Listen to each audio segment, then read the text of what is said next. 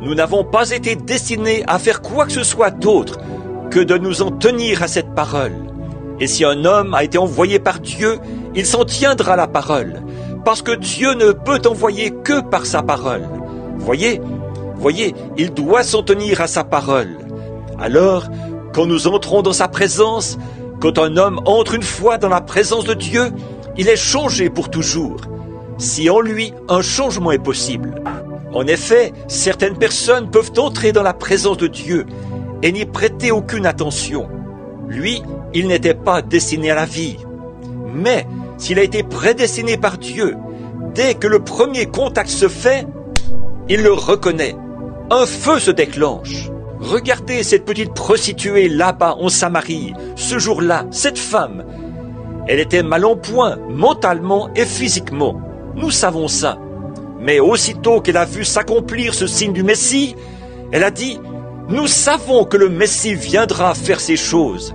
Tu dois être son prophète. » Il a dit « Je suis le Messie, dont il a été écrit qu'il viendrait. » Elle l'a reconnu. Elle n'a plus posé une seule question. Elle s'est vite mise en route. Elle avait une responsabilité. Elle savait que si elle avait découvert cela et qu'elle était entrée dans la présence de Dieu, elle avait le devoir d'en parler à quelqu'un d'autre. Alléluia! C'est vrai. Tout homme qui entre dans la présence de Dieu a cette responsabilité devant Dieu. À partir de cette minute-là, il doit en parler à quelqu'un d'autre. Regardez Abraham, regardez Moïse, regardez Pierre, regardez Paul. Aussitôt qu'ils sont entrés dans la présence de Dieu, ils ont reconnu qu'ils étaient pécheurs. Et ils ont scellé leur témoignage en donnant leur vie. Regardez cette petite femme, elle ne tenait plus en place. Elle est allée dans la ville et elle a dit aux hommes, « Venez voir l'homme qui m'a dit ce que j'ai fait. Ne serait-ce point le Messie ?» Ils n'ont pas pu nier cela parce que c'était l'Écriture, certainement. Oui, on se doit de le faire. Un homme là, on a la responsabilité d'en parler aux autres, comme Moïse l'a fait, comme Pierre l'a fait, comme Paul l'a fait. Après ces choses, vous avez vu ce qu'il en est, et vous êtes entrés dans sa présence. Vous avez cette responsabilité. Le message doit être transmis à quelqu'un d'autre. Vous ne pouvez vraiment pas garder le silence là-dessus. Vous devez l'apporter à quelqu'un d'autre. Je suis allé à une petite église de gens de couleur ici, à Louisville. Et ils étaient tous debout, ils chantaient « Je monte le chemin du roi, je viens le trouver » et je me suis engagé sur ce chemin. Il y a quelque chose qui fait que, quand vous trouvez Christ, vous ne pouvez plus vous taire. Jusqu'à la fin de vos jours, vous êtes une personne changée. En effet, lorsque la vie et la vie se rencontrent, cela produit une lumière éclatante. C'est vrai. Lorsque l'ampoule est connectée avec le fil, si l'ampoule est en bon état, elle va forcément répandre de la lumière. Lorsque le courant et l'ampoule s'unissent, tout ce qu'elle peut faire, c'est diffuser la lumière. Elle ne peut pas faire autrement.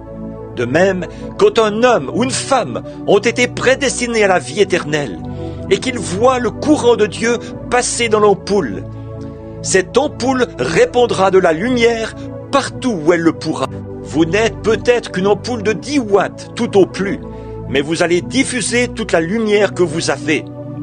Si vous n'êtes pas une 500 watts, diffusez la lumière d'une 10 watts.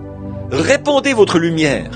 Que votre lumière luise ainsi devant les hommes, afin qu'ils voient vos bonnes œuvres et qu'ils glorifient le Père qui est dans les cieux. Lorsqu'un homme entre en contact avec Dieu, il reconnaît qu'il ne vaut rien. Comment un homme peut-il marcher comme ça, en se vantant de son importance et de tout ce qu'il a pu faire, alors qu'il n'est rien? Il n'est rien au départ. Un jour, à Memphis, dans le Tennessee, ou à... Je ne pense pas que c'était à Memphis. C'était à l'un des endroits, là-bas. J'étais avec frère Davis.